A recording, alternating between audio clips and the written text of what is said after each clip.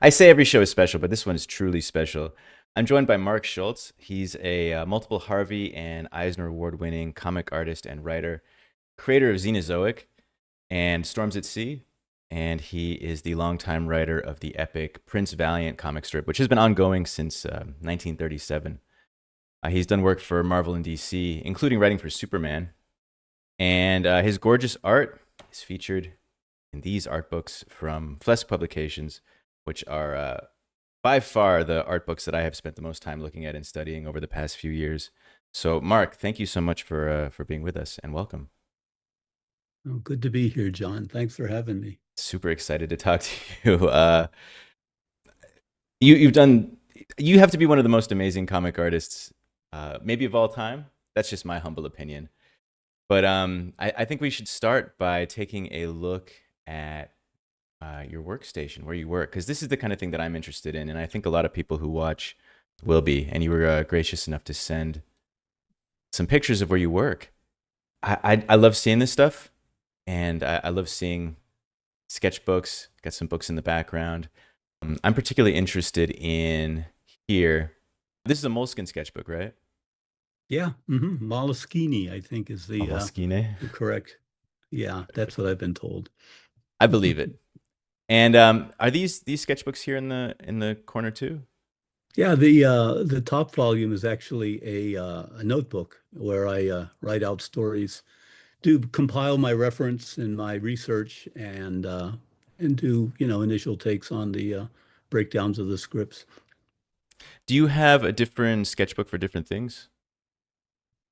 Yeah, sort of. There's no pattern to what I do, but sometimes if I'm working on a specific project, like actually, this is the book that you were, referencing there. You showed that it's specifically for my Storms at Sea sequel to Hmm. the book I did a few years ago. So a lot of historical and scientific research going on into this story, as well as developing maps of the locations where it's taking place and schematics of designs for the characters. Yeah, A little bit of everything. your worlds feel so fully formed, and we'll talk about Xenozoic a bit later. There's a quote in the intro to Carbon 5. You say, as with my favorite works of fiction, the rivers of mystery that run through the sciences never go dry. And so you have a lot of science in your work, and so you spend a lot of time researching, compiling notes, things like that. Yeah, I mean, I would do that whether or not I was applying it to my own work. I Hmm. just am fascinated by I mean, I kind of live my life. My perception of the world is based on scientific inquiry and the idea that our knowledge of everything evolves and changes as we learn more information. And what I like about science is it's not hidebound. It's always changing. It's always growing, and it just an infinite amount of ideas that a person like me can exploit. Uh, It, yeah, it's endless ideas from it. it's so exciting. I mean, one of the parts about being an artist that's great is that there's inspiration everywhere. And one of the great things about the sciences, I love science. I use it in my work a lot too. It's a huge source of Mhm. inspiration. You say it's it's the river that never goes dry, right? You discover something new, and then that just leads you to a bunch more questions and Absolutely. Yeah. constantly refining your knowledge, but never knowing everything. It's kind of like learning how to draw, right? Like you're constantly Yeah. refining and getting better and better, but there's no endpoint. There's no like now everything is perfect.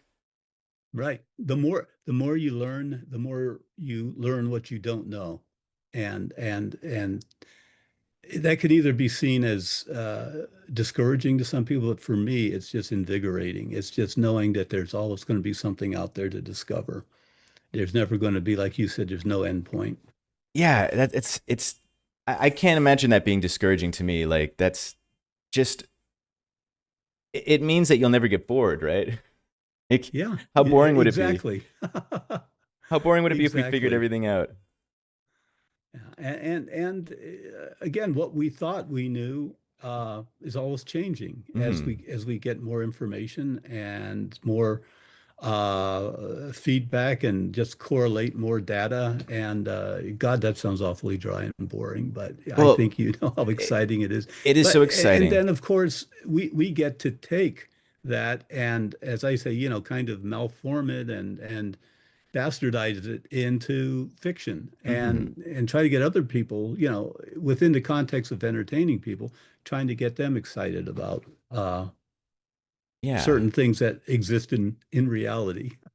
And it seems to me that with science and with getting better at stuff, I mean, getting better at art, is what I think about a lot. But learning with science, like the appropriate response to new information shouldn't be "nuh-uh," it should be Yeah. "oh," right? And that's Yeah. that's where great art can come from, and I guess great science Yeah. too. Absolutely. And for me, the art and the sciences uh, go hand in hand, you know. Yeah, it's one and the same. I often think about I always envision like a sphere and all the different fields of inquiry are kind of around it and the arts are on one side and the sciences, Hmm. we're all digging for that same core of truth, just coming at it from a different Right. a different way, right? Music is the same. Absolutely. And for me, art is a way of not only expressing my interest and fascination and love for the greater world and what we're learning more and more about how things work, how things function, but trying to find a way to communicate that excitement to other people and hope that, you know, again, under the guise of an entertaining story, Hmm. maybe light a little bit of a fire in somebody who is mutually open to new ideas. We see that in the history of science fiction, right? Like so many of the scientific developments that we've had in the past 20, 30 years started off as kind of ideas in early sci-fi. Hmm. So it's Yeah, like the art inspiring the science, which inspires the art, which inspires the science. It's yep, like a dance. pretty neat. Yeah, Hmm. it really is. I want to go back to this picture. Just you keep your references here. Is that what this is? Yeah, more or less on the left side of my table. I keep this. My workspace is basically, it's, if you can see underneath all the clutter on top, it's a big old drafting table. Here, yeah. They came from Bethlehem Steel, you know, a big steel company back in the day. And it just gives me a lot of table space for different things. On the right is my scanner, and then I do all my online and computer work on my laptop there. And then in the center, more or less, is my drawing station, which is just a propped up drawing board. Hmm. And I like that because I can, as opposed to using a drawing table, because it's mobile, I can sit it in my lap and lean back. I can hunch forward over the board. It just keeps me from being stationary in one position too long. Hmm. And then on the left there, yeah, that's generally where I place my wherever reference materials I'm working with. And your drawing board is that 11 by 17. How big do you work? Uh, the actual board there, that's I don't know, I mean, can two it can it feet by 18. accommodate like an 11 by 17, or do you work Oh smaller than yeah, that? yeah, yeah. In fact, that's generally the size I work, around 11 by 17 on a 20 by 18, an 18 by 20, or I'm sorry, a 14 by 20 inch uh, Bristol board sheet. All right, with the margins. And it fits in there very nicely. Yeah. Yeah. I- but when you did some watercolor work for Storms at Sea, right? On top of the carbon Well, I did watercolor underneath, mostly underneath. just kind of to knock in big shapes, Hmm. lights and darks, and then I refined that on top with the carbon pencils. Do you adjust the angle of this when you're painting? Uh, Depends on what kind of painting I'm doing. If it's watercolor, I do. I flatten on the table Hmm. because you know, when I'm working with big washes, the watercolors would run. Yeah, sure. Uh, But if I'm working with gouache, you know, opaque watercolor, which is less loose and flinging things around, I just prop it up. But usually no more than I don't know what that angle is, 20-degree angle. You know, it's not a sharp angle. It's certainly not an easel. Yeah, there you can see, right. Hmm. And I'm interested in this. I guess this is your water for washing your brush, and this is your Yep. is it the ink reservoir? Yeah, what that is just it's just a plastic container, and inside it I keep I'm going to get ink all over my hands here, but there you Hold it up go. a Let's little, yeah, a see. little higher into the. Yeah, there you go. It's just you know, a porcelain Asian type for sumi inks type Hmm. of thing, and I can just in the different uh, little piles there, little puddles, I can put different amounts of water to do different, you know, to thin out the ink to different Hmm. degrees for whatever purpose I have in mind. Yeah, I notice in the more recent work, like in the Xenozoic stuff, there's a lot of screen tone use, and then in this stuff, there's more of the wash, like the ink wash. Is that a thing that Hmm. happened just sort of gradually, or how Hmm. did you come to that? Yeah, well, when I was doing my earlier work in Xenozoic, I was really trying to duplicate a lot of what was done in the EC books, Hmm. specifically Wally Wood's use of many different types of graphic techniques, and one that was still easily available at the time. This is back in the 1980s, were Zipatone type sheets, screens, and as I developed my own style over time, or my own techniques, I should say, I kind of moved away from that. Hmm. For one thing, it became more difficult to find it, and it became increasingly expensive. But I also, again, as I became more confident with my inking and started using dry brush techniques more often, I really didn't feel I needed to resort This is to Al that Williamson. particular technique. Yep. Hmm. Yeah, it must be time consuming cutting out all those screens and stuff, right?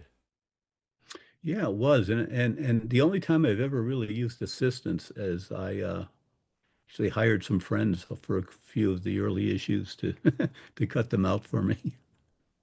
I And you know, because it's sticky, the little pieces that are loose wind up all over the place, floating in your bath water. You know, they get stuck to the bottom of your right. feet and in your clothes.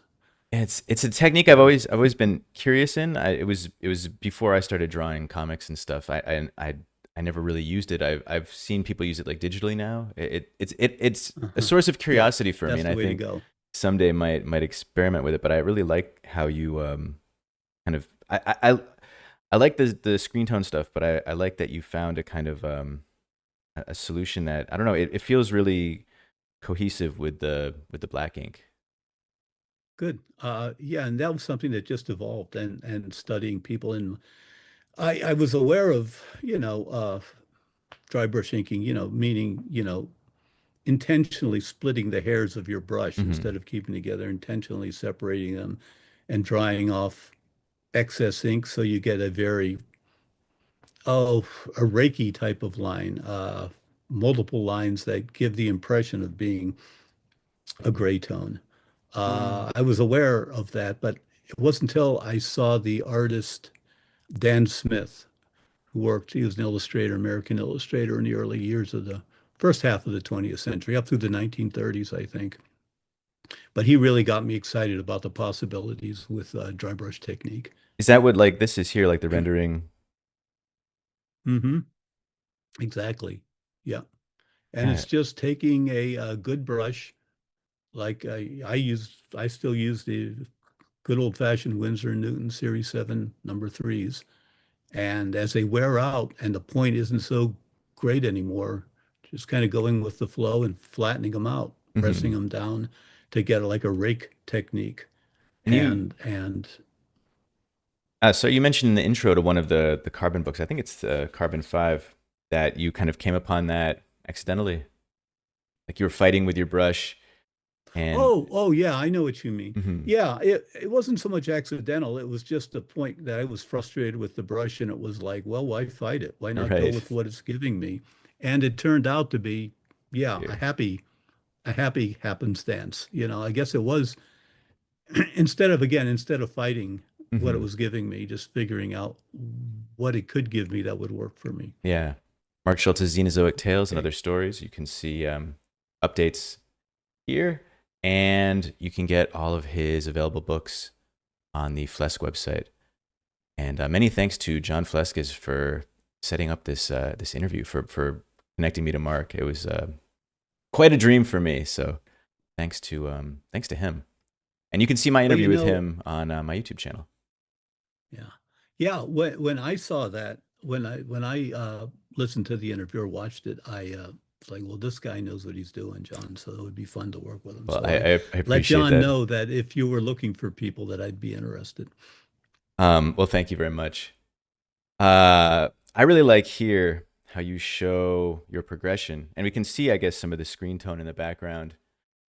And then moving on Actually, in that first one, that is the Zipatone craft or tint.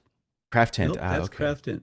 That was the board which was chemically treated, Paint and it, right? depending on the chemical you paint on, you Mhm. would bring out different line patterns. Yep. Yeah, I can kind of see I guess the strokes there, right? That kind of a little bit of that Right. fuzz. That stuff was, how And is again, that to that work was, with? well, you have to get it right, or there's no second, no Right. second chance. So I was very cautious with it. And again, I was looking at what the guys like Wally Wood did, Hmm. and Al Williamson back in the EC days. Uh, And you can see but the influence. when I came on board with it, it was past its prime as a tool being used by commercial artists. So Hmm. it had gotten expensive and harder to find. So I used it early on a few times and abandoned it as just not practical. You went to school for illustration, is that right? For painting, For actually. painting. Uh, yeah, fine arts painting. Uh-huh. People now always think about, is it worth it sort of getting sort of a proper a traditional art education versus kind of learning it on your own, you know, and there's the pros and cons for both, and I think it's there's a good argument for each, right? What did you learn from art school that you think was kind of essential skills? Well, I didn't go to an art school. I went to a one of the state schools in Pennsylvania, the Pennsylvania State University system. And the good thing about that was, the really good thing was it exposed me to a lot of different things Hmm. that at the time I may not have appreciated, like having to choose a course to follow in political science or anthropology, but it really did teach me, opened up a lot of doors and information to me that a lot of information about different fields of interest that I would not have known how to access earlier. Hmm. And the most important thing I say that I got out of college was learning how to teach myself. Right. Uh, Yeah, that and is I got a lot of good instruction in the arts too, but it was there wasn't a lot of draftsmanship involved with it. The stuff I wanted to learn to do comics. mhm. And it took me years after I graduated from college to kind of start refining my skills that were necessary for doing the type of illustration and the type of comics work that I wanted to do. How did you go about doing that? At that point, it was, as you indicated before, it's just teaching myself, Hmm. picking up what few books there were on how to do comics. And some of that information was like, I can use that. And others was, well, no, this is propaganda pushing a certain point of view. Yeah. Uh, but, and just sitting down and reading a lot of comics, especially guys like the EC artists, but to learn the storytelling aspect of it, which of course wasn't anything I got in college at all, but specifically looking at great storytellers like Harvey Kurtzman Hmm. and Will Eisner and Hal Foster. Right. Uh, this is Prince Valiant work, yeah. And So time permitting, we will that talk was, about and look at some Prince Valiant later on at the end. Yeah, because now we have we have YouTube, we have Twitch. Like, it's great because you can see artists just drawing and yeah, talking about it. But right. yeah, I guess it would have been, I it's interesting to me because at the start of the century there were those correspondence courses like the famous Yeah. artist Hmm. courses and the Sure. Landon School, and Hmm. that kind of I feel like that was like a proto, I don't know, a proto internet for learning art. Was there anything Yeah. kind of like that when you were learning, like any other ways aside from sort of teaching yourself through books or going to school? Well, no, there was the Kubert School had started in the mid 70s, I believe, about the time that I was in school, in college. And that always looked really attractive, but Hmm. it was not something I was going to be able to do. And to be honest, I took me a long time to figure out that comics was what I should be doing. I always loved narrative and I always loved to draw. So it just took me a while to put that together. And so I was still reading comics through the mid 70s while I was in college and stuff, even though my own work had kind of drifted away from that. What kind But of work were you doing then? I was painting. Like I said, I went to school Hmm. in the fine art program, and I was doing big oils of. Oh, I did a series of like prehistoric fish crawling out of the water. You know, like Hmm. the first Yeah, yeah. From the fish to primordial fish ooze. to lizard things. Yeah, Yeah. yeah. So, and at the time, I didn't understand that there was a a desire to tell story behind that. Hmm. I was just, you know, the subject matter I was choosing was, in a way, kind of informed by my previous interests and kind of would inform what I did later, but I Hmm. just wasn't putting it together till maybe 8 years or so after I'd graduated. Hmm. And I was just getting by doing illustration for local advertising companies or local publishers. And I was working as a security guard, just again, just to keep body and soul together, Yeah, sure. till I finally put together that what I loved is my younger life before college was comics, Hmm. and uh, and that made sense to give that a try. But I had no contact. I had no in to the comic book world. I'd never gone to conventions. I didn't know anyone in the business. I was in out in Pennsylvania, away from, you know, Right, the right. hubs of that type of activity. So it took a while for it to come together, and I just sat down and started studying again what literature, what texts I could find on the subject, as well as again just looking at the great artists Was that knew how um to tell a story. was Xenozoic your first published work? Mm, For comics, I mean. it was the first job I got in kitchen sink press saying they were interested in Hmm. publishing it. But the first published story was actually I got an inking job from Marvel Comics to do ink a backup story in the Savage Sword of Conan magazine. Oh wow. That must have been Yeah. an exciting thing. Like Well, it was because over. you grew up with like It, Tarzan and oh yeah. all that, right? So must have This been. was a King Cole story, and it was over pencils by Val Simiak, Mhm. who that was his first. I didn't know it at the time, but that was his first professional work as well. Wow. Uh, and just the enormous pressure I felt doing that, and the schedule I needed to keep. It was, I think, a 6 page story. It just about killed me. You know, I just was, you know, Were you as much of a I perfectionist back then as you are now? well, that's, I think, the problem. I'm too much of a, I just worry about every little thing, Hmm. all these aspects that no one else is going to notice. And I had to give that up for this story to get this done. Hmm. And it was miserable. I just felt miserable about Yeah, it it. must be so hard working on those deadlines in comics. I mean, it's like you do a page a day if you're doing a monthly book, and I just can't imagine. I couldn't do it. I wouldn't be in the business. Luckily, I companies like Kitchen Sink that are much more forgiving in their deadlines. Hmm. And of course now John Fleskus, you know, allows me the space to get things done in the time frame that I'm comfortable with. When you Xenozoic came out in the middle of the black and white boom, right? Yeah, that was I hit the business Hmm. at a very So good time. Ninja Turtles It was was all of a coming sudden, out, and what Rocketeer. concrete, I think. And there was work for the companies needed more artists at that Hmm. time. It's kind of strange to say now because we're flooded with artists that are trying to find work. But back then, with the boom, yeah, the Ninja Turtles just set off this growth in the industry, Hmm. and I happened to be there at the right time. Yeah, and we're all better for it. Well, One of my viewers in chat, Crochet, says that she loves the varied techniques and treatments that you give to water. And wait, we oh, I did a artist study stream.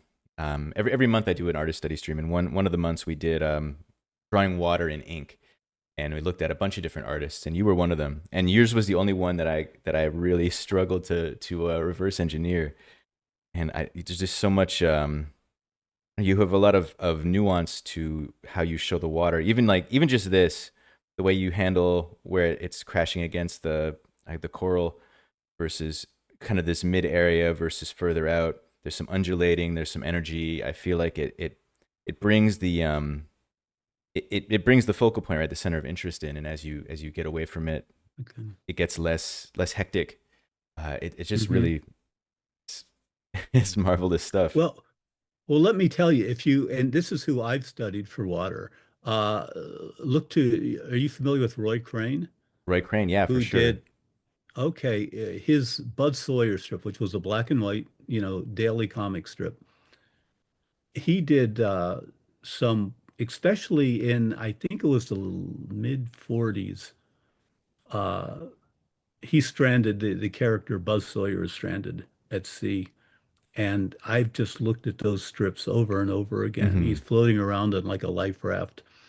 And the way that Crane, who knew how to do realistic backgrounds very simply, he used a lot of craft tint too. Hmm. Uh, but he would just simplify things, but they still look naturalistic. And man, did he do water beautifully. And that's the guy I look to. Well, then I will hunt that down later Check it out. today. Check it out, water enthusiasts. Yes. Yes, that's how you Uh, do water and ink. Roy Crane. and Scott Connor in chat says Hal Foster was a master at rendering water, and yeah, I've looked at a lot of his too. I think in the might be in the second or the third volume of the reprints. He's a lot of it takes place at sea, and it's just so much fun to Yeah. see how he handles it. He did everything just incredibly well. I look at his landscapes and not only did he know how to apply the ink, just to suggest leaves and trees. I mean, it's difficult to do. Hmm. I find it very difficult to do trees that look naturalistic. Getting the shadows right under bunches of leaves and, Hmm. just knowing when to say enough is enough.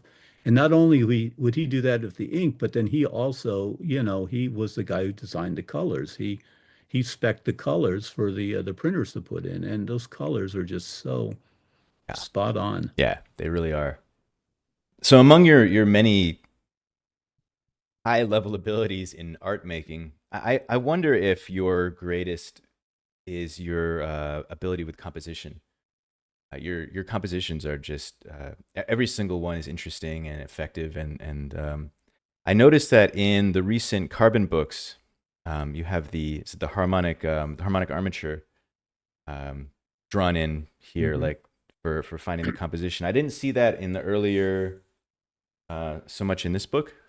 I guess these are some Right. earlier works. Yes. Is that something that you've come to lately, and you use like as a matter of course now, or is that something you experimented with? How does this fit into your practice? It's something that I think I started putting in regularly when I did my sketches, like maybe 15 years ago. Hmm. And again, well, that was something that I learned in college was the golden mean, dividing Hmm. up into thirds, and what I do is a very, very simple Yeah, it's version of that. not the full on, right? So I And should say for people watching, right, and this is kind of the idea. You draw you find your midpoints, your corners, and then you connect the lines, and then where the lines intersect are kind of maybe interesting points in your composition. It's kind of a tool for composing your pieces. right. And those points are points where the human eye is drawn. Hmm. So if you can't really see the line work on this anymore, but the I'm looking at the drawing on the right there, and her face hits right in that. And of course, that's where you want your your your uh, your viewer's eye to go, is to Hmm. the head, the face of your character, your primary character. So that just one just worked out very well. That that for what I wanted, I could figure where to put her face there. That you know, and I don't want to give the impression that it's a hard and fast. I don't think it's a No, hard no, and fast certainly thing. not. And what I use it yet for two reasons. One, it's a way of getting the piece started. It's almost a meditative thing for me, Hmm.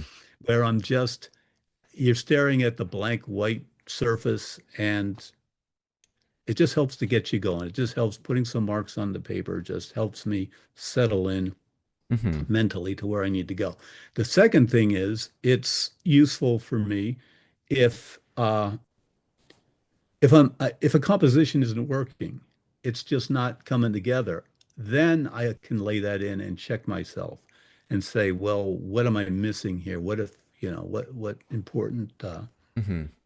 intersections maybe I adjust to? In addition to being a guideline, I mean, this is there's many different techniques at work here. Of course, you have the framing of the head with this white background, kind of have the busy versus the kind of more open to give that contrast, bring the focal point over here. What are some other things you think about when you're composing your images? Oh, well, I think you're hitting on the most important things right there. To have a balance between intricate detail, kind of refined pieces, and more open stuff. Hmm. One way I want to continue to grow is to learn to loosen up when I don't have to be so tight. Uh, even, uh, well, that's a pretty good example of not keeping everything tight, but and leaving some open places Hmm. to contrast with the details. Again, where you want the reader's eye to go and settle on first, like again, her face, you want to keep things relatively simple and not a lot of competition for the eye around that spot. You want to Hmm. find a way to keep that more or less open, or some serious contrast with, like if she's got dark hair, I want the background behind her to be light. So it's just little tricks like that especially if you're working black and white, Yeah. monochromatically, you're looking at what's the word? Not you're looking at tones and where you want your most dramatic changes in tones to be to draw the eye, where you want to leave detail out so it doesn't conflict with something more important. Um, and after a while of doing it, it becomes second nature. And just like anything else, the best thing you can do is just draw, draw, draw, draw, draw, put in the reps over and over and over again. And Right. after a while, things that seem mysterious and, you know, I'd look at someone else and how do they do that? But you do it enough and it becomes second nature. Do you practice now, like, or is your improvement all kind of as you're doing your work? Like, do you set aside time to just do figure drawing, do gesture drawing, do studies, or is it all just kind of come along with as you're working on your projects? Mhm. Well, yeah, I'm a little embarrassed to say that it mostly is all within the context of doing projects. Has it always been It's that all way? very much. No, not necessarily. I mean, knock on wood, I generally have enough work, enough options that I am putting in time. Hmm. I have projects that are, almost a constant. But I mean, I guess it's hard to say because I don't just do like the sketch on the left there and then go from that to the ink. I start with, again, the Moleskine books. I mean, I don't know if we can show this, but I'll do all sorts of okay, this is a good one. I let me, I did this Flash Gordon Hmm. commission for a friend, and uh, it just was a Wow. number one, two, three. I think I did one more. I don't know if it's in this book composition. Oh yeah, there it is. Four until we settled on one. I don't think there's any other. We settled on one finally that we were the client and I were both happy with.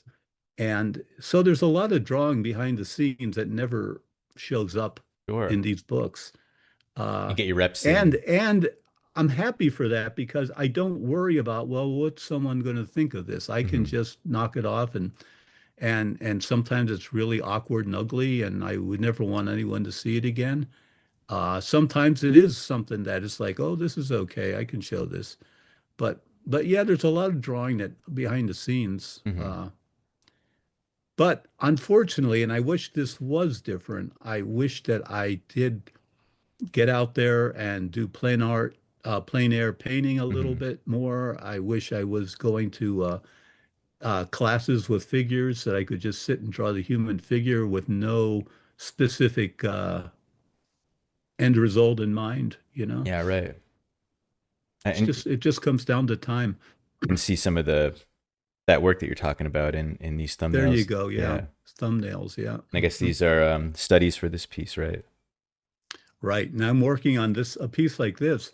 I'm working with my friend Michael Ryan, who's a paleontologist. Uh, and this is a creature he discovered, a ceratopsian he discovered. And I don't have a scientific anatomy background. So he's helping. He's giving me the ideas, and I'm basically trying to serve as his wrist. I'm trying to Hmm. serve as his, get as close to what he sees these creatures anatomically should be presented as. So that's a lot of back and forth with him and adjusting and this is just, again, these are just the tip of the iceberg of the work we put in And do together. you use those dinosaur figures over your right shoulder as drawing references? Oh, behind me Yeah, here behind in you, I real see there's some time. dinosaurs Oh, on your shelf. absolutely. Yeah, absolutely. And I've got, I don't know if you can read the titles, a ton of dinosaur books back there going back to, Hmm. you know, the 1940s and 50s. None of which really apply too much to what I do today, but they're great books. Nowadays, of course, you can just go online and you get, so many examples if you're looking for different figures, positions, postures. Hmm. Chat is saying Saturn Knight says they remember visiting the Royal Tyrrell Museum in Alberta because you references to it. And Blasted Mhm. says that you were the reason that they do flip books. You're a true legend. Crochet finds your Moleskine or Moleskine journals to be wonderful. I agree with that. Those those journals are amazing.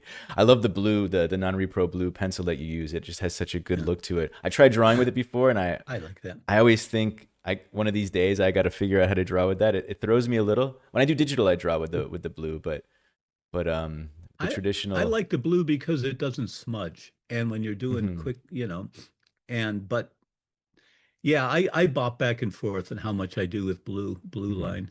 It's got advantages and it's got drawbacks. Yeah, it looks fantastic. Contrasted with the color of those journals, those Yeah, sketchbooks. oh, that's part of it, just the aesthetic. Yeah, yeah, yeah, Just for that, yeah. sure. Do Fun. you ink directly on the pencils? Like for this, would you? Um, Is this the same page as that? no. You No, I photocopy, do the print it out. sketch, on usually I work my sketches on what's it, like a 10 by 14 sketchbook Hmm. or an 8 by 12, whatever, that size. And then I scan it in and blow it up to the finished size, which is generally, again, more like 11 by 17. And I use a light box to transfer Ah, okay. the, it's all still very manual, very Hmm. analog, I guess. When you transfer it with a light But table, do you then like pencil it tightly on the transfer, or do you just ink directly over? Like, do you ink with the light table turned on, or do you pencil it again onto the next page and then turn off the light table and do your inks? yeah, yeah, I'm very meticulous like Hmm. that. I use actually that's when I do use the blue pencil, the blue line pencil. I put that on the finished the Bristol board uh using the light box. But then I go through a whole other evolution of tightening that up with a regular graphite pencil. Hmm. And often I make alterations again.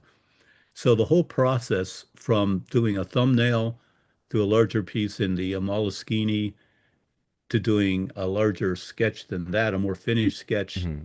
to then transferring it to the finished board, at every step usually there's some alteration, some evolution in the composition. Right.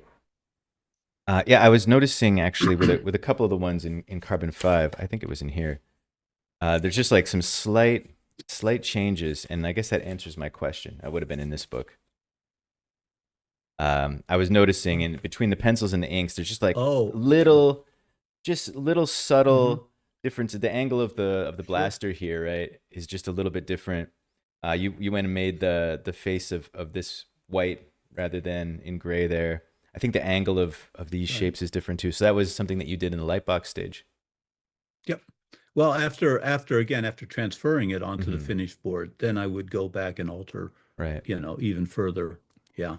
It's that constant refinement. I think that a lot of the success probably comes from, right. You say that you do all these little things that you think nobody notices, but they all kind of accumulate, and people notice the larger gestalt of it, right? They don't notice maybe the little tiny details, but I find in the artists that I've I hope studied over so. the years, like you notice these little things as you study them, and on their own they're nothing, but they add up to to a very successful piece.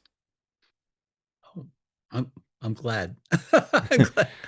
I never quite know what to say because it's all inside my head, Yeah, right. but that I'm glad it works. Blaster was asking about Time in Overdrive from 1993. That's the Xenozoic collection, right? The That's the Cadillacs and third Dinosaurs, the of the third one, yeah. three kitchen sink press editions. Yeah, Blasted. We Mhm. will talk about that after the ad break in a little while. We're going to talk about Xenozoic in a bit. Here you have this. This was a too much of an illustration, not a clearly readable cover design. This was like a Yeah, rejected cover design. You have another one right. here that I'm Hmm. interested in.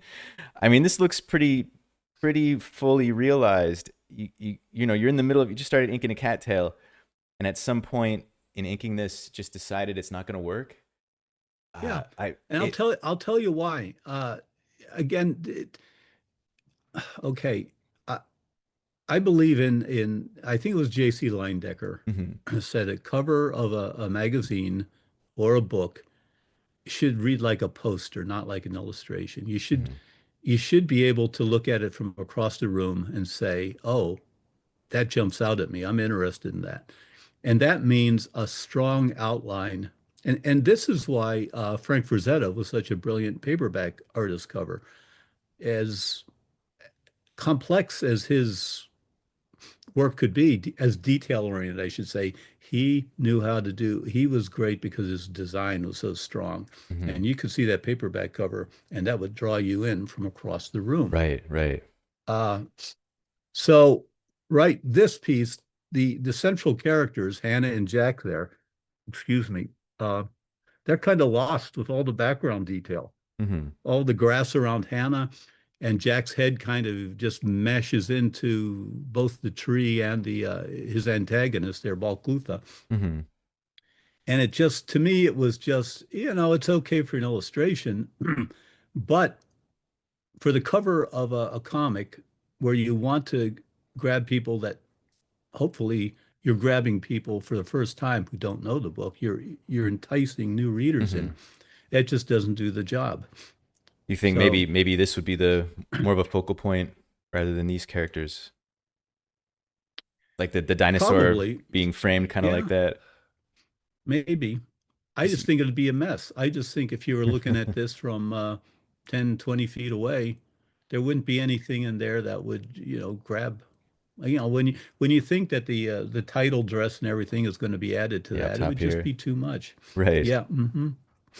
Brian C. Staley wants to know, how do you decide when you're at the final composition? Your thumbnails look perfect and your sketches are fantastic, so why make alterations? The refinement, right?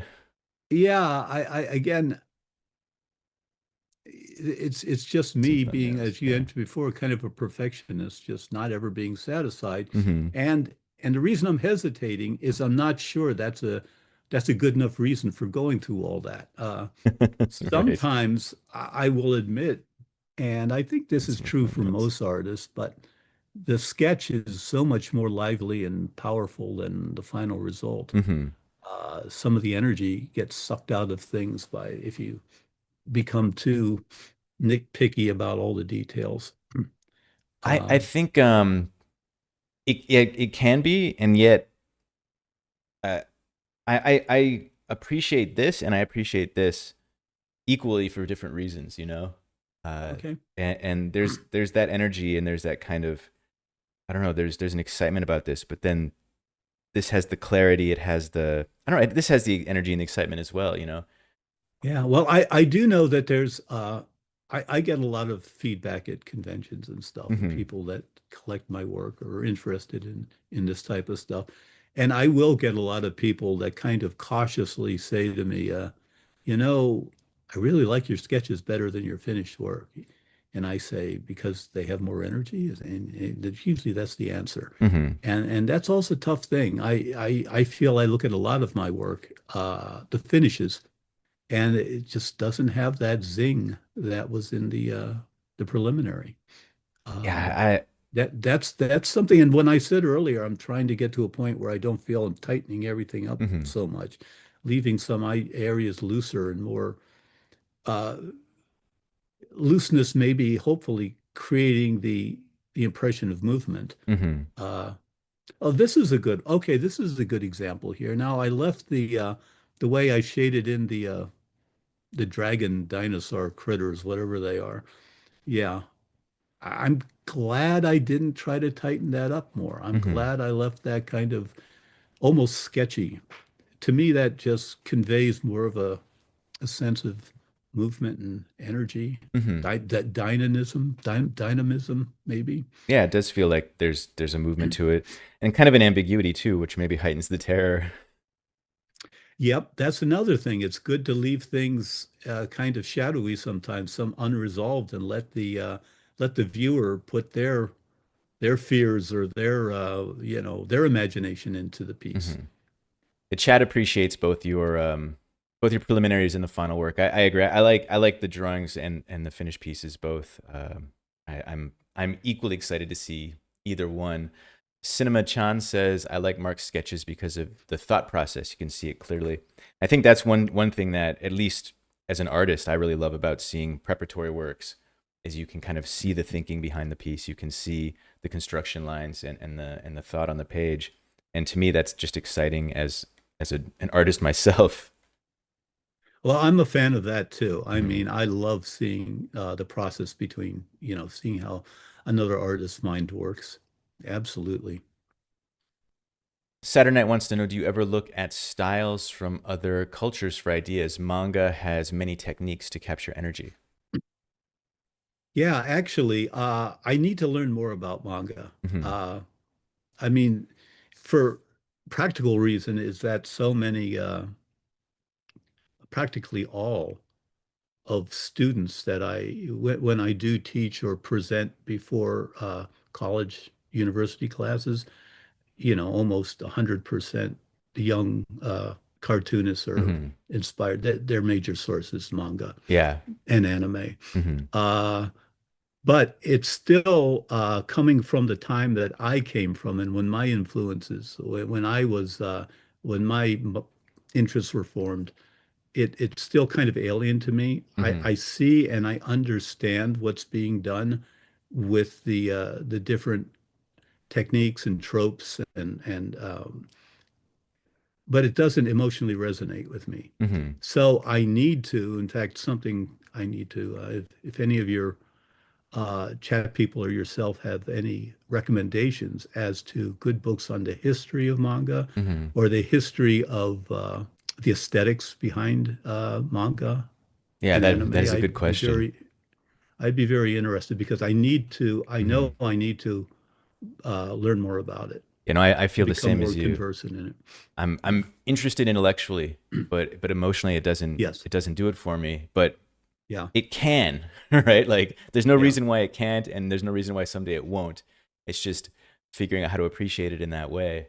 Uh, absolutely. It's a cultural thing. I mean, and I don't mean culture by it, the culture it's you a come up culture by with, right? it's a generational Yeah. thing, I guess I should say. Well, it's Um, why this speaks to you and me, yeah, right? And it might not speak exactly. to the average manga fan. Exactly. Yeah. It's what you in those formative years when you're forming your tastes Hmm. and what resonates again with your particular Hmm. interests. Yeah, Um, we got an ad coming up in just a couple minutes here. I just want to say real quick, like this has that energy, that dry brush split hair, and it's almost like the manga speedline kind of a thing. yeah, That brings a lot of excitement to this image. So yeah. I'm kind of it's interesting you employ this throughout throughout the works in these books. For those of you watching, we're going to take an ad in just 2 minutes here. Twitch mandates ad breaks every now and again. So I think the ad break would be a good chance for everybody to go and get one of Mark's books from the Flesk website. I mean, you're going to look at ads, right? Just look away. Look here instead. I'd rather spend 3 minutes looking at this, thinking about what book I want to get. So the links are there in chat.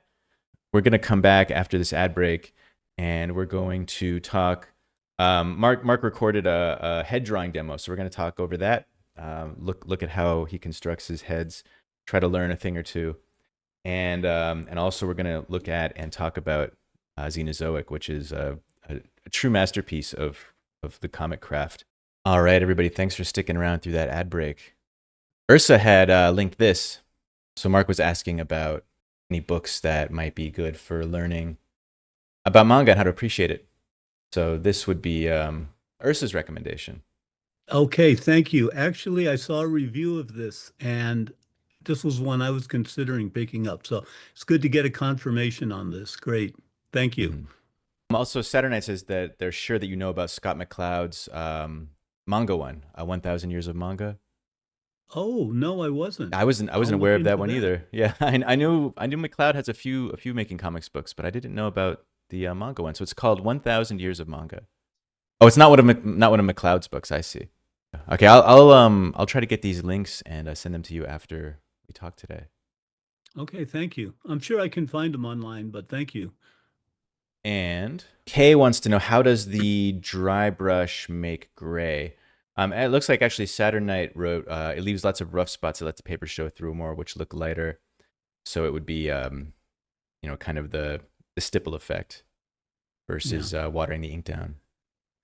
Yeah, it's again, you're doing a lot of like again when you're separating the hairs of the brush, you're doing a lot of finer lines uh that have white spaces between. So the optical illusion is that it's gray. Hmm. Uh Yeah, this was the one we were looking at in that water in ink study, oh, and okay. and we got distracted, and I just started zooming in like on this, and to me in the zoom in it looked like you laid down a gray wash and then dry brush on top of that.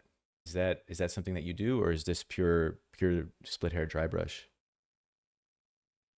No, it's just all dry brush. It's Hmm. just different.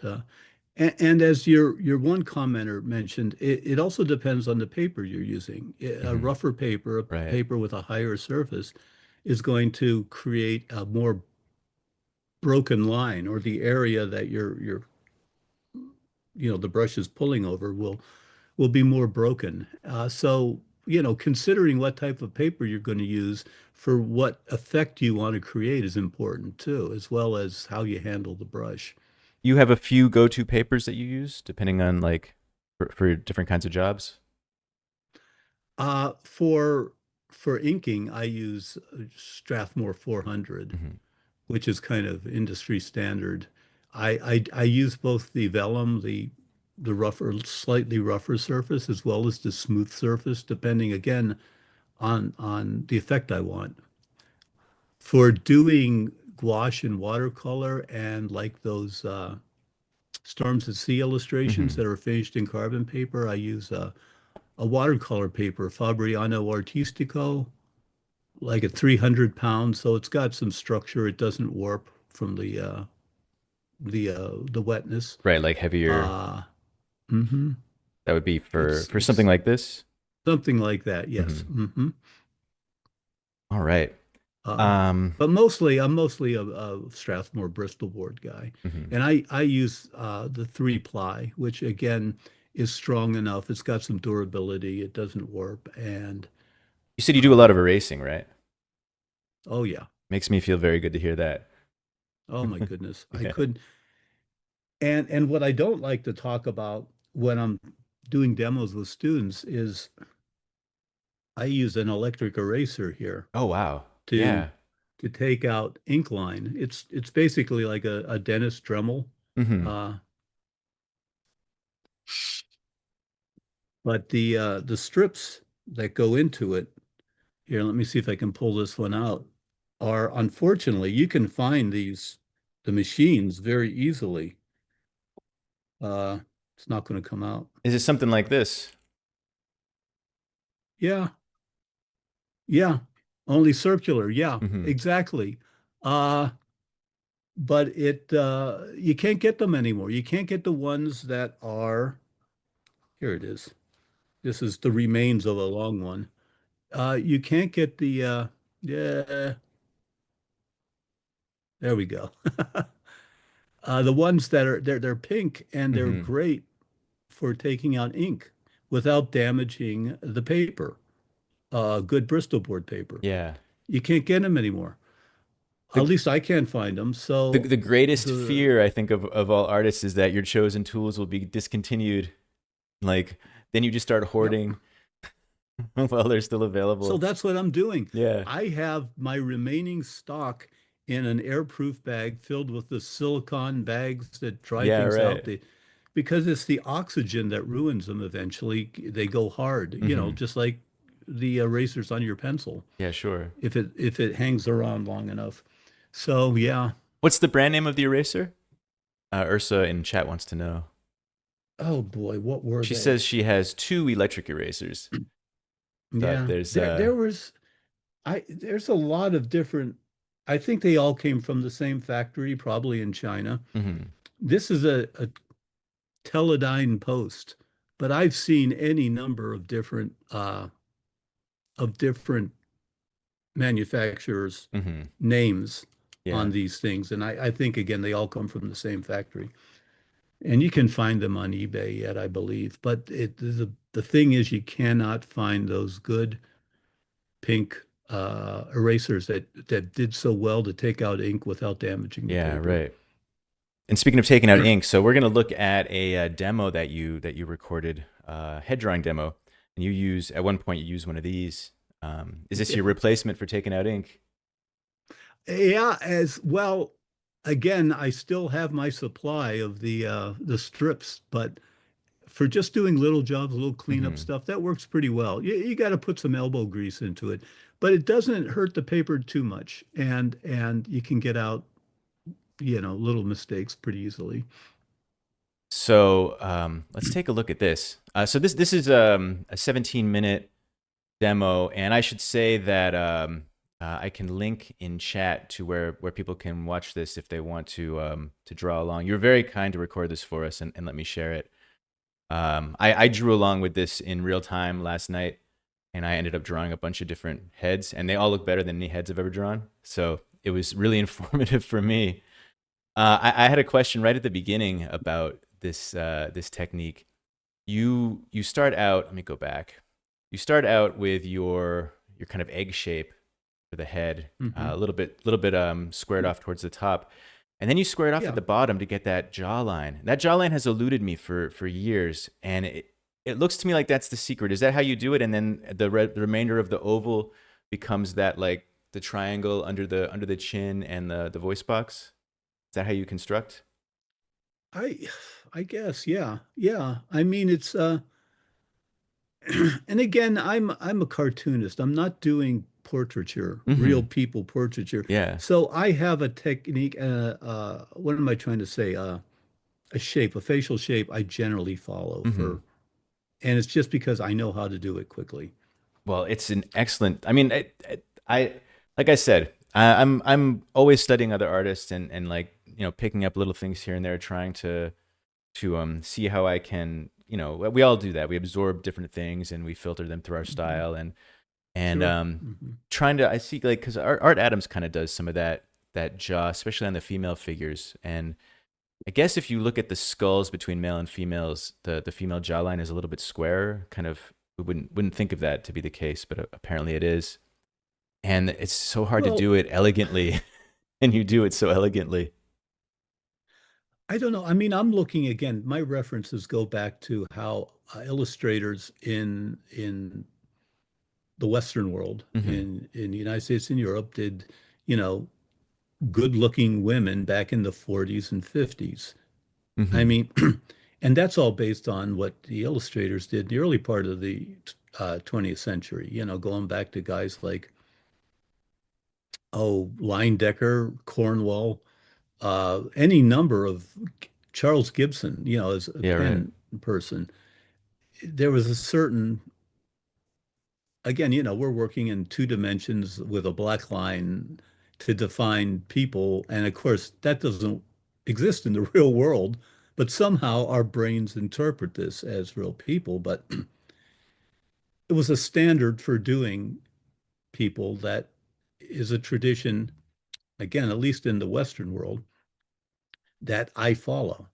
Uh, it's not, I won't say unpopular now, but it's evolved into something else. And of course, you look at the standards for beauty or whatever, in Japan, for instance, it's different.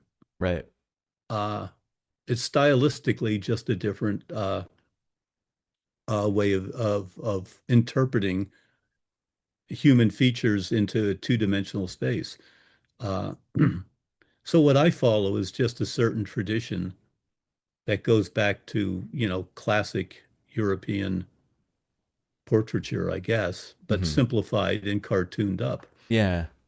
There's a little bit of I don't know, maybe the Loomis breakdown, but I'm noticing you draw Mhm. the lines Right. from the corners of the chin up to get the sort of side plane of the head, and then that's where the Hmm. corners of the mouth and the corners of the eyes are kind of located. Is that right?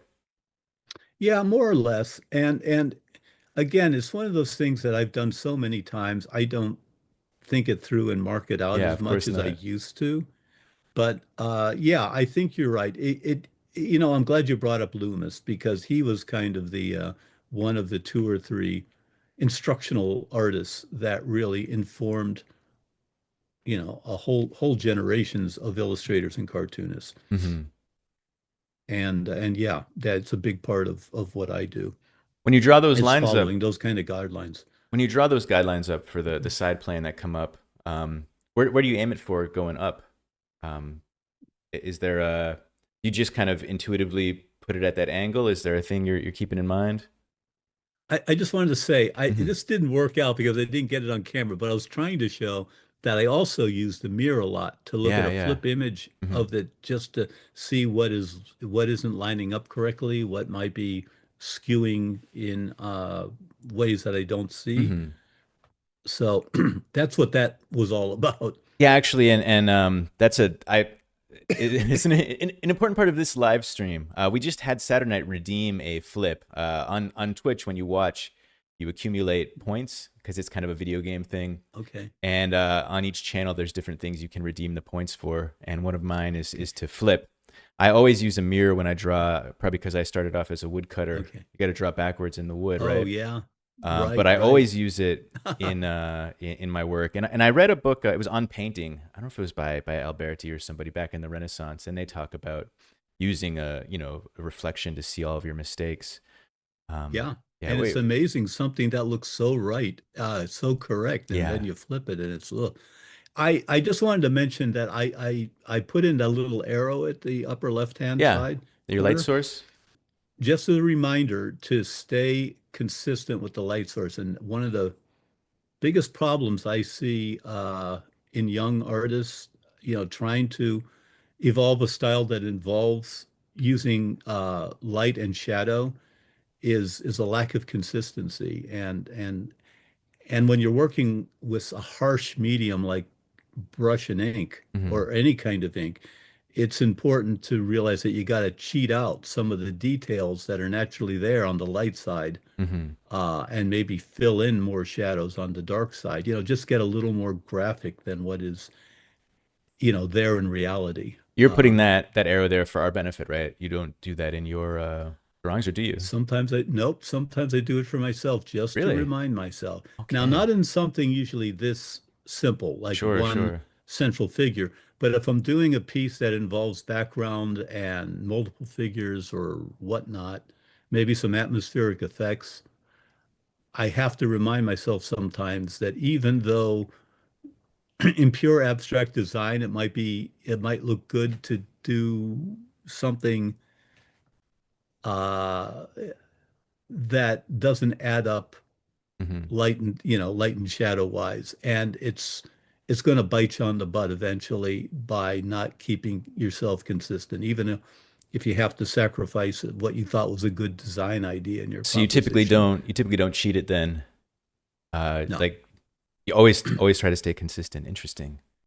Yeah. Yeah. Nope, because it's one of the biggest problems I see in, again, young artists' work is, people who artists that are amateur that want to be professional is not staying consistent with your light source. Mm-hmm. And it's something that, a viewer who has no art training at all may not know why it doesn't look right, but they know it doesn't look right. And it interferes with the telling a compelling story or whatever, just having the person immerse themselves in your work without Oh having yeah. that little thing in the back of their mind that's saying, yeah, something's not right here. It takes you out of the world, right? It it takes you out, yeah. Mm. And with your work, the world building is so essential. Like it's such a huge part of it. I never thought about sort of consistent lighting in the service of world building and in the service Oh, of that immersive. absolutely. But yeah, that is a now thinking about it, of course, it makes perfect sense. When you're world building and you're asking people to accept a lot of stuff that isn't part of their reality, isn't part of the natural world that they know, you're asking people to buy into and suspend, the whole thing about suspending belief Hmm. or disbelief. I'm Yeah, sorry, right. suspending. You don't want to put any roadblocks in the way. You want to put as much as you can in there that does reinforce what they know to be true in the world. And consistent lighting is one of those things. Yeah, it makes sense to me. Um, this ink here, the ink on the nose, is that a diluted ink compared to the ink in the hair? Slightly, yeah. What I did, I remember earlier I showed you that The little flower the with the different palette. tubs Yeah. in it. Yeah. For this piece, I just had pure, just the pure out of the bottle ink in one of the one of the little bowls, and then I added water, maybe cut it by 50 water, 50% water, Hmm. 50% ink to again for some of the finer lines, just be able to lighten them up just a little bit more delicate look. Do you have a standard formula for your dilutions, or is it just kind of play it by ear? Yeah, a little more water, a little more Yeah, ink. play it by ear. And I think I can't prove this, but I really think that the atmospheric conditions have something to do with how the ink goes down too, and Hmm. how the paper responds too. Like I live in the northeastern United States, and we have very humid periods and very atmospherically dry periods. Hmm. Uh, so in the summer when it's really humid, and I don't have air conditioning where I work, we don't have air conditioning in the house. So the humidity does become an issue. Hmm. And the ink and the paper respond differently when it's humid. I found that absolutely to be the case with wood Yeah. cutting in Taiwan. It's so humid here. Oh, Like I I would have think the to, wood yeah. is different, If it's a right? really Yeah. humid day, if it's raining a lot, the wood can get a little soft and it can be tricky to carve. Hmm. If I hold on I to a can piece of wood imagine. before too long, before I do something with it, it just becomes unusable.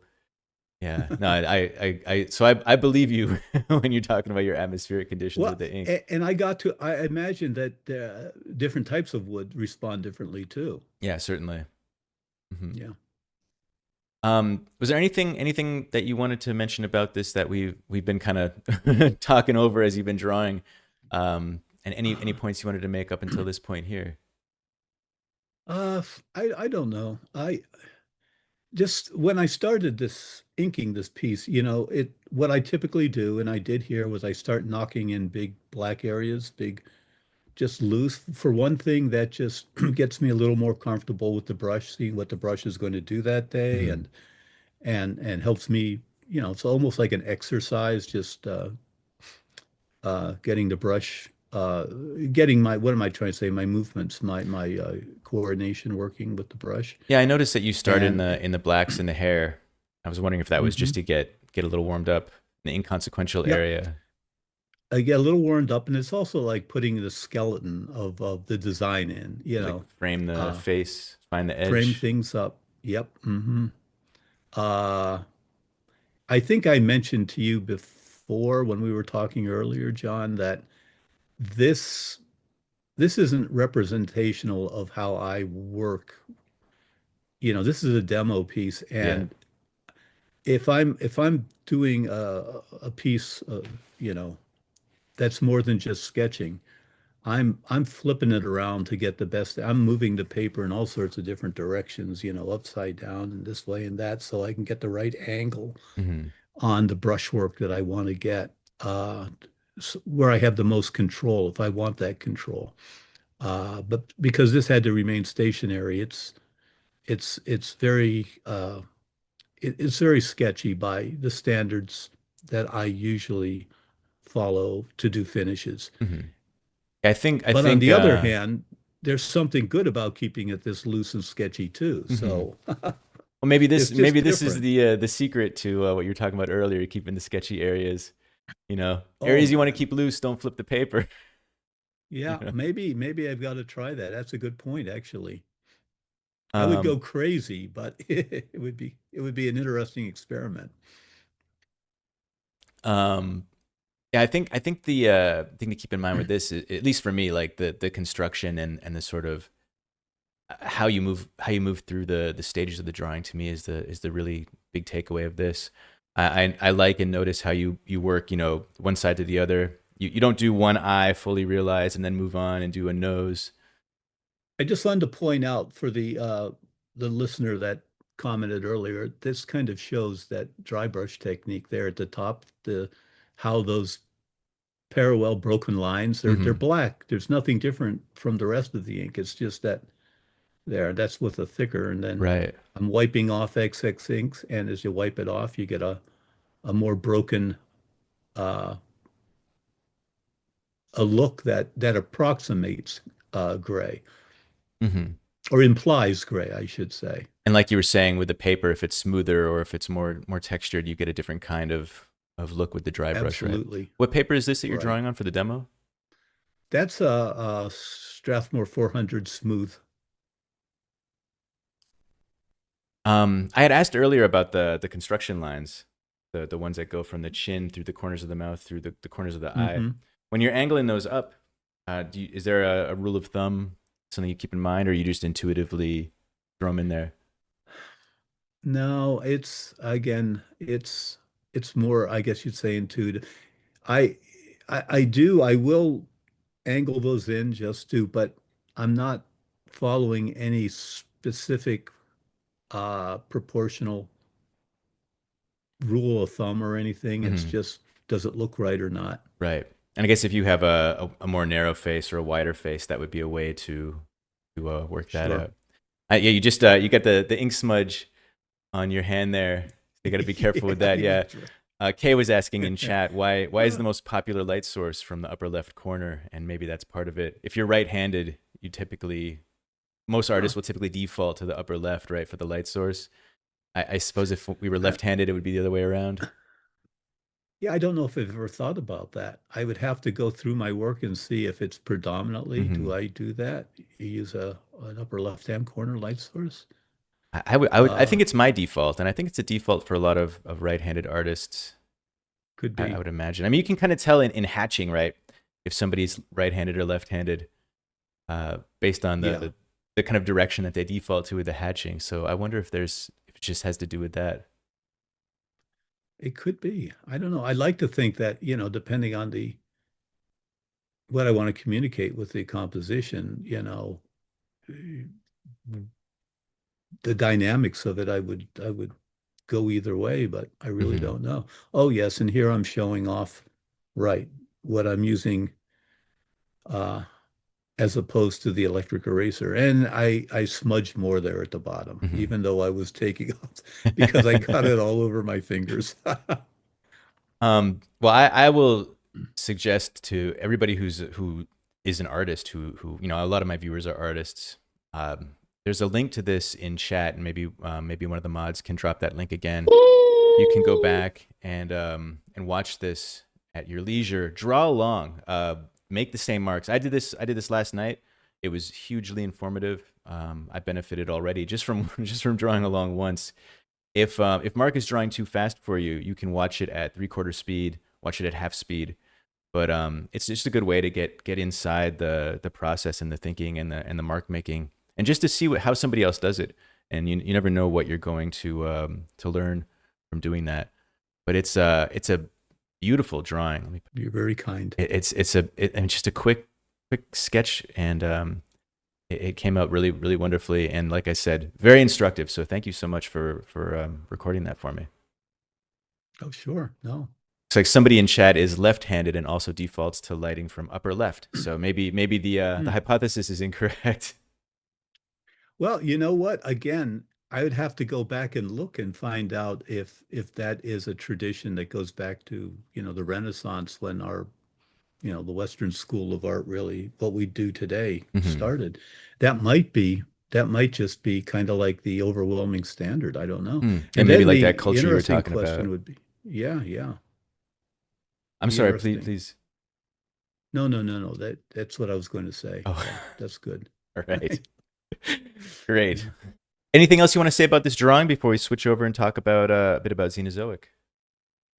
Yeah, I can't think. I don't think so. No. Oh, somebody, Ursa says, wonder if it has to do with the direction that we start reading from. That's interesting too.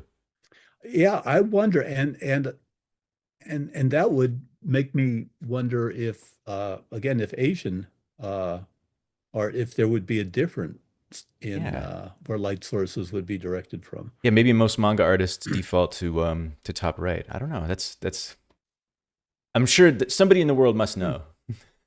Yeah, There has I'm to be an sure some answer. some some doctorate student has done a study on this probably. So, Xenozoic. As a kid, I would see this Cadillacs and Dinosaurs in Wizard magazine and was Mhm. fascinated by it. But I got my comics in the supermarket, and they didn't have this, and I always wanted Yeah. to read it. And I'm glad that I did, because and everybody watching, I hope the past hour and a half has convinced you what a superb artist Mark is. But his writing is as good as his art. I mean, he's writing for Prince Valiant, so that should tell you something right there. When I first opened this, my first two thoughts were Prince Valiant and Yeah. like adventure strip, and also I thought of this picture here. This is Williamson and Krankel, old Oh, EC guys. and, and that is kind of like the ultimate in what you can do in a comic book Hmm. with the terrible, terrible printing and paper they had back then. Yeah, this is from And the so much 50s, of I that, think. yeah, yeah, with really the cheapest wood pulp paper and, the roughest printing.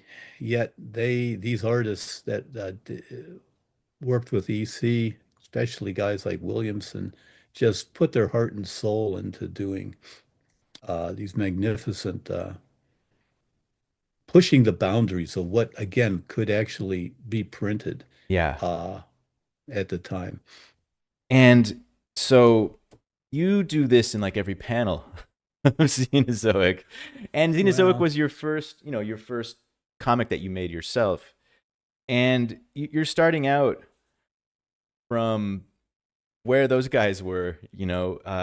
This is as good as that work, and then it gets to some of the lush jungle scenes and stuff in here. The urban stuff is really wonderful too, but it, it it's it's mind blowing thinking about you doing Well, this. you're At the very start of your kind. career. As I mentioned before, in the first year, 2 years of my career, I was just trying to emulate the EC artists, Hmm. especially Wally Wood. I hadn't developed a style of my own, and I was just doing my best to create what they had created, recreate what they had created, Hmm. including with techniques like the zipatone added in there. It took me a while. Well, actually, what happened after about a year of doing this, I met Al Williamson Hmm. and became luckily we became good friends. He was very, very kind, generous person. And just by being in his studio and watching him work and seeing the original art that he had collected and seeing his originals, I became I think, a much better artist, much more accomplished, much more skilled craftsperson anyway. Hmm. Uh, but Just yeah, from his influence, like direct. yeah, just kind of absorbing, watching him and listening to him when he had something to say about my work. Hmm. He would never force an opinion on anyone, but if he saw something he thought might be helpful, he would offer a suggestion. And of course, 100% of the time, it was a good suggestion that made it a lot of sense and Yeah. helped me a great deal. But he never presented it as, "Hey, kid, you got to do this." It was always, "Here's an idea that you might consider." Yeah, when Al Williamson And talks, it's probably a good move to listen to what he has to say, right? it's a good, yeah, yeah, Yeah. good Um, idea. and I always, think about and talk about often the thing about comics. One of the many things about comics that I love is seeing the artist's development from issue 1 to issue 10. As they kind of go through the Yeah, series. And this book is really wonderful for that too, because you can really see how your development goes through. This is maybe 10 years worth of work, yeah. 87 to 90, Yeah, 90 yep, something. you're right. Just about 10 years, right. More of that water. And just seeing, you're starting off, you would have been right at home in the EC uh, bullpen, right? Along with those guys. And then just kind of taking that and making it your own. It's Mhm. so exciting. It's extremely inspiring to see the You know progression. what, and to that point, I think one of the things that I learned from Al was in one of these stories, I draw a horse galloping, and Hmm. to do that, I took one of Al's drawings of a horse and one of the strips he did back in the 1950s, and I swiped his horse, Hmm. and I showed it to him, and I said, "Hey, look, Al, look what I did! I swiped your horse." And he says, "You should have swiped it from the guy I swiped it from."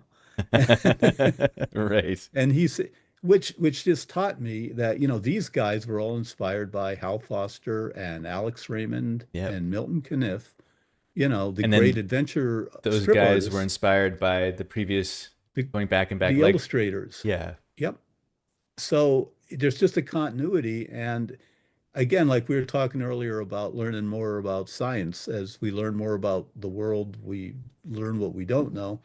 Well, the more you learn about art, the more you learn about, Hmm. how far back it goes, till, you can trace what these guys were doing, what we're doing today, back to, the beginning of modern art, or natural, the Renaissance. Well, yeah, they're in the back of that Franklin Booth book that I was looking at with John Fleska's. In the back of that book, they have the family tree, right, going back to the Yeah. Renaissance, Oh my goodness. back Isn't that to fantastic? Giotto, I think, and just seeing, hoot hot hoot hot who all the way through down the ages. Yeah. Is that in the Booth book or the Abbey book? Versus, I think it's I the guess the Booth Booth book. book. Okay. Okay. Probably. Yeah. Could be the Abbey book. It's I'm not one of sure those two now. books. Yeah. Yeah. Yeah. But those guys, yeah, those guys were such a solid Hmm. example of the connection, and the generational continuity. Hmm. how people take from a previous generation and build on that and create their own thing. Yeah, and I love that connection going back. I mean, because as artists, we can look at the drawings that Franklin Booth made, and we can imagine, making that line, thinking about the composition, thinking about all the different things, and kind Mhm. of, I mean, it's like when you read a great author from the past, you kind of get inside their head. When you look at the drawings of artists from previous eras, Yeah, we can get inside their heads a bit and connect in that way. yeah. And maybe we can trace it all the way back, even probably back to the earliest cave paintings. Uh, Oh yeah, and speaking of which, yeah, I said back to the Renaissance, but you're absolutely right. And man, some of those cave paintings, no one's ever done better animals than those guys did. yeah, they're so skilled. The hand is so practiced. I'm convinced that there was those paintings Yeah, everywhere, and that just the rain just washed them away. And the ones that survived to this day just happen to be the I'm ones in the sure caves. Those guys were just drawn a like lot. finding fossils of previous life, right? The Hmm. vast majority is all gone. We're just lucky to find what we find. So I like in this volume that your these chapter titles. These you made Hmm. like more recently, right? These were Yes. the style you can see, and I like looking back and forth Hmm. from these to there. And actually, I think in the back of maybe the portfolio book, I bookmarked it actually. You have your sketches for these. Yeah, here they are. Oh yeah. The prelims. Yep. Yeah, for let me see if I can't find. There's that archipelago one, the first one. And so you have the red star on the ones that you chose to go with. I think that's Right. probably what that is, right? Exactly. And see. And so it starts off like this, and Hmm. then the finished piece like that.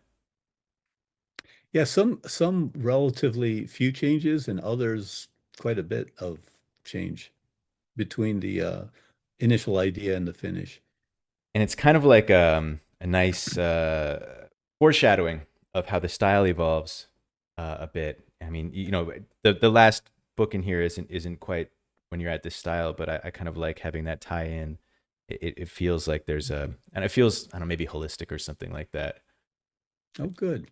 Kind of a Well, you're thinking connection. a lot more about this than I did when I did them. I just wanted a cool little preliminary intro That's how it drawing, always but is, right? great. The yeah. So, were you thinking about this when you did this? Yeah, I guess probably. I don't know. Yeah, right, Yeah. exactly. Sometimes Um. a good idea is just, there's reasons why it's a good idea, but you don't know why it's a good idea. It Yeah. just seems like a good idea. There's a reason for it in there somewhere. Just not maybe it's Right. more subconscious. Yeah. Um. Thank goodness for the subconscious. My goodness. Saturn Knight says when they moved overseas, the only art books and comics they brought with them were yours. Oh, I say good call on that.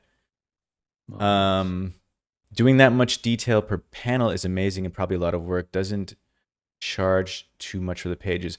You didn't get a page rate for this, did you? Was Kitchen Sink giving you a page rate, or was it all you make it present, you turn it in, and then comes after the fact, something like that? Right. Exactly. It's all like on spec. Hmm. And I think I got some sort of a an advance for the very first issue. That was just to get going, but Yeah. everything after that was all, yeah, you have to wait. And that's the difficult part. That is being able to uh budget yourself to get through those periods. Hmm. And you Yeah. didn't have to make it so awesome, but obviously you cared about it enough, right? Well, It, y- the passion is in it, and I think that's what speaks to a lot of people well, who look at these pages. You weren't just dashing it off quickly for the monthly yeah, well, comic. yeah, as I mentioned earlier, it took me a long time to figure out what I wanted to do with my art, my life, whatever. In fact, it wasn't until I hit 30, I saw 30 coming, that I really started to say, I gotta get my act together here. At that age in my 20s, turning 30 seemed like, getting pretty close to death. Hmm. It's almost over. I'm turning 30. So that's what was the real kick in the pants to get me to sit down and say, if I'm going to do something that I'm proud of, I got to get going on it. Hmm. And yeah, again, I can't say everyone's temperamentally different. This is just the way I think and work, and a big part of what I want to learn going forward is how to loosen up and be happy with that and get things done quicker. Hmm. Uh, but it does take a long time for me to get any of this done. Yeah, to Yeah. finish a page. And Saturday Night says Modern Masters Volume 15 has a great interview with Mark. And I would also say I think there's a book called Panel Discussions that you're in as well. That's quite good. Hmm. Yeah, yeah, Uh, those are both good. My good friend Fred Perry interviewed me for that Modern Masters issue. when you were drawing this, were you using references for the figures? Like I was looking at this when I was reading through it, and it looks so well referenced. The weight looks so real. She's leaning on the rope of the rope bridge. Like, are these figures all out of your imagination, or are you using like references and stuff? A little bit of everything. And again, I've drawn these so many times that after a while, especially doing figures in action, Hmm. where there's movement, where there's a lack of balance, uh, I don't know, I find that easier to do. But The this is stuff that this I is really have to reference that are tough is people walking up steps where balance is required, sitting right, in a right, chair properly. Because if you don't get that right, everyone, again, people may not know why it doesn't look right, but they'll know it doesn't look right. But right. if you're having someone falling over a bridge and hanging on, you can fudge things and people will it's just the action of it that's important, And most of us haven't seen not that multiple necessarily. times a day for every day. Exactly. Hmm. And it's the same too with drawing a car correctly. If you don't get the proportions of a car correctly, people may not know why it's not working, but they'll know it's not working Hmm. because they see cars every day. I was going to ask you about drawing vehicles. It seems from this that in my imagination, you're drawing this because this is all the stuff that you want to draw. You chose this world because you're excited about drawing this kind of landscape. You're Yes. excited about drawing the vehicles, the dinosaurs. Uh, you must like drawing vehicles, drawing cars. No, I don't. It was a mistake. No, I do love the idea. I do love the look of classic Hmm. 1950s automobiles. I think it's like, for me, it's the high point of American industrial design. Uh, but it is a pain in the neck to do. It's a pain in the neck. So I was hoping Uh, you were going to tell me some secret as to why drawing vehicles is exciting and why I should love it, because it's one of the things that I have trouble like wanting to draw in the first place.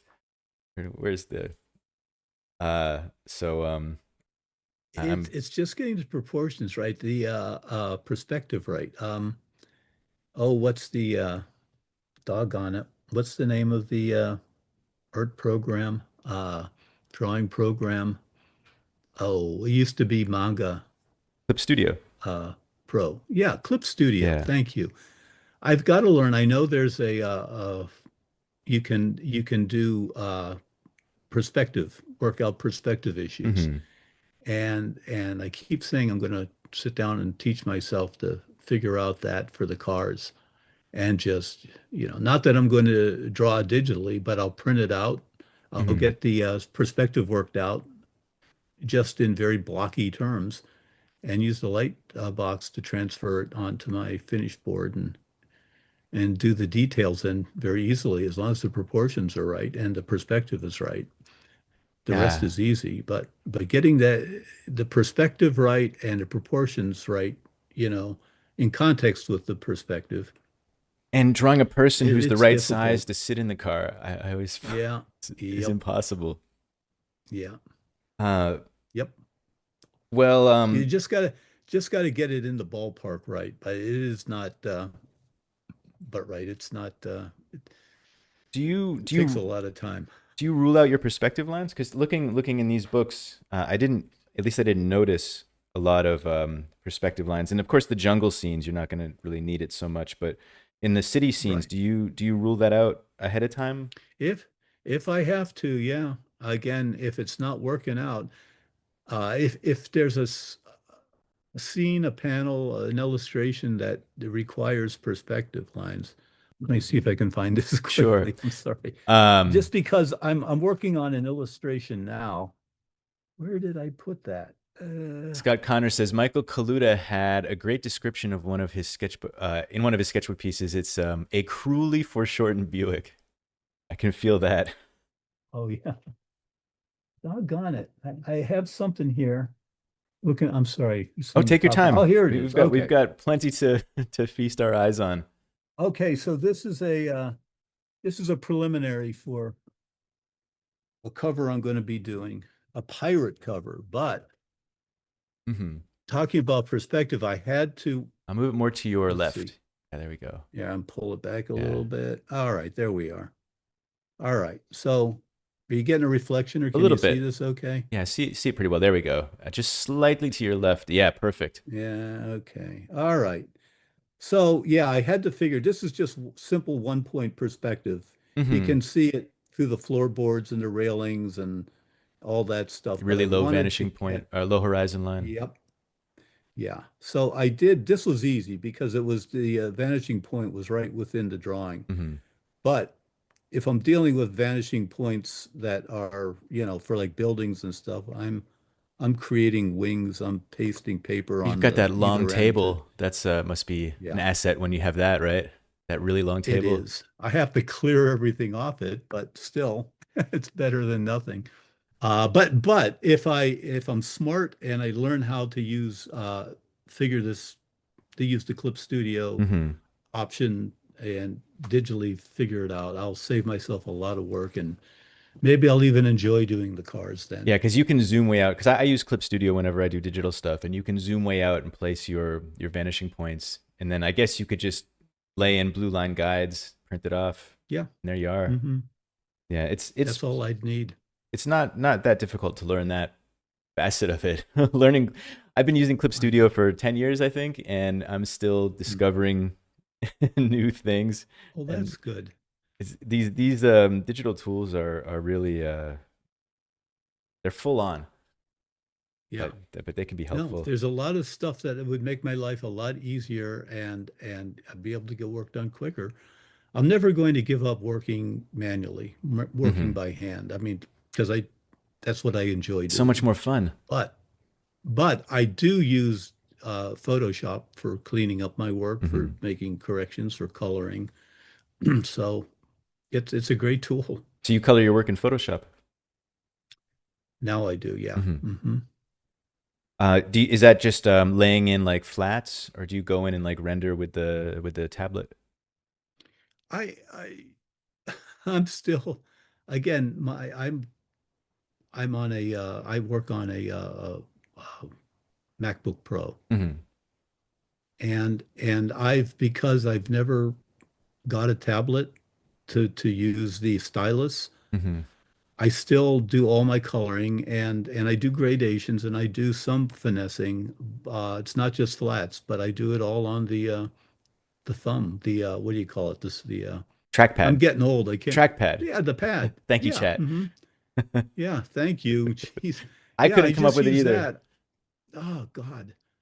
It's I just have gotten so I can manipulate things better that way than with a mouse and That's stuff. amazing.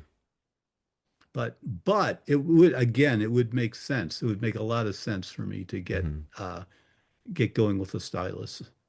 Zoo Algae says that Clip Studio has integrated 3D models of things like cars that can be used to make a rough estimate, for example, of cars with Ooh, perspective.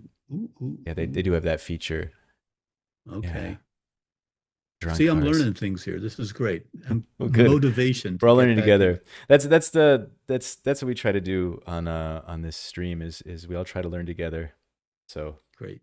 and it's again exciting for me that you would still be like learning these things because it means Yeah. there's no boundary. Uh, No, it's so exciting. I no, wanted there's to still a lot to quickly learn. quickly talk about here, like in the later issues of Xenozoic, we get these beautiful variations of layout. The early ones are more of the maybe the 6 or 9 panel grid, more Hmm. kind of standard, and then get more of this kind of decorative stuff. Hmm. Is that just something that kind of naturally made its way into your work as you became a more sophisticated storyteller, or is that something that you were looking at somebody who was doing that? I think both. I mean, and I don't think, again, this was done decades ago, and I look at it now, and I'm not sure it was a good idea to do that and do all these overlapping panels and Hmm. stuff. I'll tell you, I've Great. actually I pulled out the pages I'm working on now, the new Xenozoic story that Hmm. has been years in the making. Hmm. Uh, and I've gone back to a more traditional grid without the overlapping panels, without, doing a Hmm. circular or an odd triangular shaped panel or Do you any of that think stuff. that that is more of a confidence, like not having less to prove, not having to try so hard to make the like you can rely on your own Yes. skills to make it interesting? Yes. And I also think it makes it easier for people who are not adept at reading comics to read Hmm. them. It's the simplest way to communicate clearly. And I think design wise, I look at these pages with the arcs and the overlapping panels and stuff. Design wise, it's interesting, Hmm. but I don't think it necessarily is the best for communicating story, for making a seamless read, panel to panel read. And uh, I'm glad that I did it and learned from it. And, you know, I think it's okay, Hmm. but I wouldn't go that route any longer. I wouldn't do that again. I'm glad you did because I like to see it, but I always take for granted. I grew up reading comics, of course, so I take for granted that reading comics is just easy to do.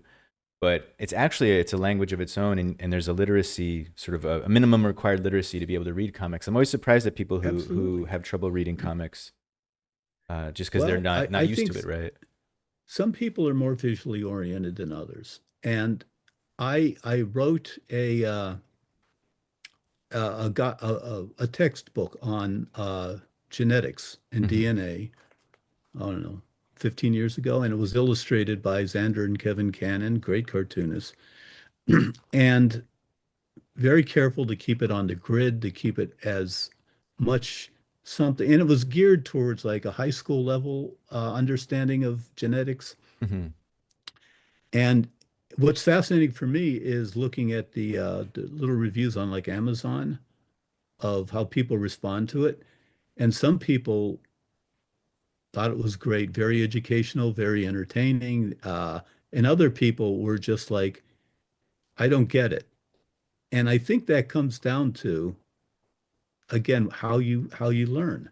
And Hmm. some people just have more of that proclivity to learn through a combination of pictures and text, and other people, that's whatever, that's not part of their makeup. Right. I've learned being in Taiwan that the all caps generally the Taiwanese readers can't read it because they grew up learning Really English as a second interesting. language, and they're learning Uh-huh. uppercase, lowercase, learning the shapes of the words and stuff. Right. And so the all caps is difficult, sometimes unreadable for people. Interesting. Yeah, I never And even that's considered again, that. that's just one of our conventions in Hmm. Western comics. It's a product of the printing, right, to make it more clear. I would think so, right? When printing was relatively primitive compared to what Hmm. it is now. Yeah, because to me, yeah, of course, comics are all caps. It's just the way it is, but there's It's no just the reason why. pro, This is yeah. just the way. Yeah, Hmm. I think in portfolio, you mentioned briefly that you never got the hang of lettering. Uh, Right. I find lettering really hard. Why is lettering so hard? I don't know. My wife is really good with it, thank goodness. Hmm. And she's the letterer here. But I don't know.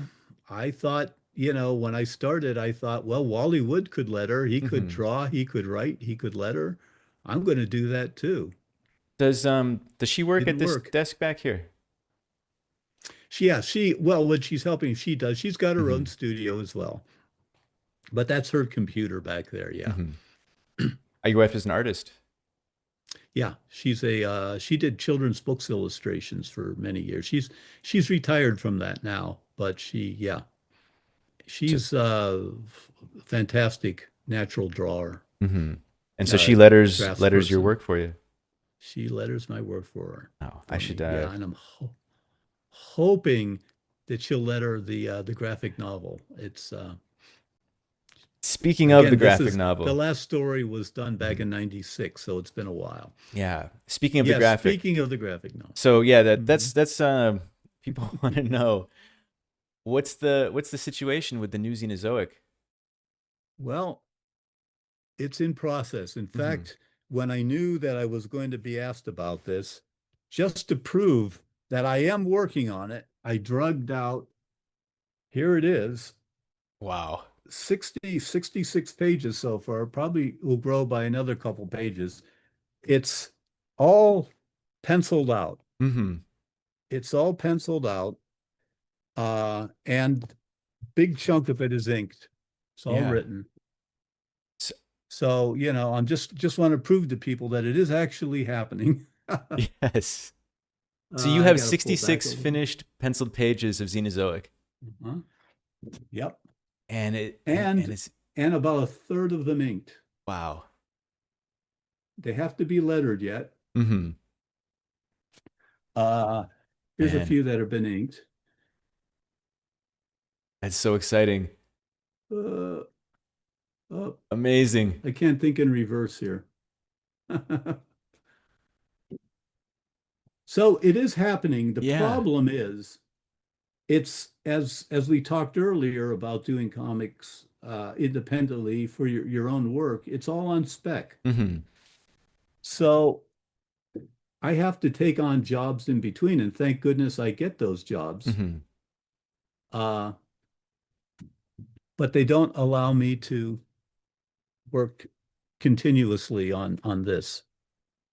Uh, Well, I sure I speak for very many people out there who when I say that I'm extremely excited to see that there's that much done on it, and I I read this in like a day, and I'm so excited for more. Uh, well, this is a standalone story. This was hmm. kind of like to get me back into something I hadn't done in decades. Hmm. When this is done, assuming that I'm still able to work, I want to get back to completing the story I left hanging Hmm. Yeah, the story at the end of this in the volume. comic, yeah. Hmm. Which would be, I calculate, another 60 to 80 pages Hmm. to do what I want to do with it. Yeah. So it's doable. I'm at an age now that I'm hoping to be able to. I'm 70 and kind of not retired, but Hmm. I shouldn't have to be taking jobs that you know, are not personally uh, into, Yeah. uh, because I I hope so I making will this is have what you're more time into. to get back to this. Yeah, yeah, Hmm. to get this done and then hopefully get on to some other stuff. You're doing a Storms at Uh, Sea sequel too. I'm working on that too, and Hmm. that's more of a traditional novel text piece. It will be Hmm. heavily illustrated, but it will be again more of a traditional novel. Hmm. Right.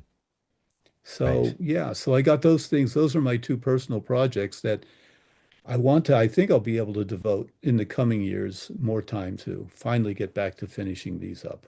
And those will be coming out. Is that going to be from Flesk? Yep, as long as he wants to do them, they will be coming out from Flesk. Yeah. Uh, John, if you're watching, please want to do them. I can't imagine he I wouldn't. think he has encouraged me. He is 100% behind him now. Yeah, So we need these books. Really. I just don't want to frustrate him too badly. I get these done. I know. I mean, it'll be worth the wait for sure. I hope so. Um, I, I'm, I'm so excited, looking forward to those. But Mark, it's been 2 hours now. I wanted to look at some Prince Wow. Valiant with you, but I Oh. think we'll probably have to save that maybe. It's 2 hours. Oh my gosh. Yeah, it's Yeah. already. It's late here, Yeah, so I I probably can't keep you too late. Maybe another time we can talk about Prince Valiant. sure. I Sure. just We can talk about Prince Valiant and a whole host of other classic comic strip illustrators. So That's right. There's absolutely. the Alex Raymond ones. Yeah. Milton Caniff. Who did you mention earlier? Was Roy Crane, right? Roy Crane. Yeah, Yeah. Yeah. yeah.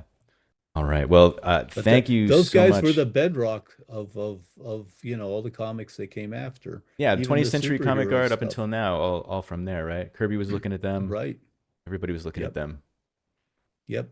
Jack Kirby was definitely, strongly influenced by these guys, all these guys. Thank you so much for talking to us. I'm so excited. Oh, it's been great. Uh, Thank you to your listeners too for the questions. yeah, And everybody is appreciate it. having a good time, I think. And the suggestions. I appreciate the suggestions too. I'm going to look up those manga histories. Great. Well, people are saying thank you for your time. Someone from Rafael from Rocket Comics in Brazil is excited for new Xenozoic. Yeah, the pages you held up looked amazing. Thank you. So, um, Oh, thank you. Mark Schultz's Xenozoic Tales and Other Stories on Facebook. And also, you can get his books, his art books, which I highly recommend. All of these from Flesk Publications on the website there. The drawing demo, there's a link to that if you want to draw along with Mark and learn the secrets to face construction and things, inking, all kinds of good stuff, lighting. Check out that too. And Mark, thank you very much.